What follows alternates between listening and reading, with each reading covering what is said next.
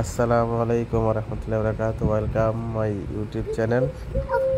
আমরা আপনাদের দেখাচ্ছি কিভাবে আমাদের গরুর জন্য প্রাকৃতিকভাবে ঘাস কাটা হচ্ছে। এই দেখেন, মাশাআল্লাহ, কি সুন্দর ঘাস। এই ঘাস সম্পূর্ণ প্রাকৃতিকভাবে আমরা এই ঘাস গরুর জন্য সংরক্ষণ করি এবং আমরা গরুর জন্য নিয়ে থাকি। ঠিক আছে, বাড়ির পাশে দিয়ে ট্রেনের রাস্তা গেছে, সেটা আপনাদের দেখিয়ে দিলাম। এই দেখেন ট্রেনের রাস্তা, এটা আমাদের বাড়ির পাশ দিয়ে গেছে। এখানে আমরা ঘাস কাটি।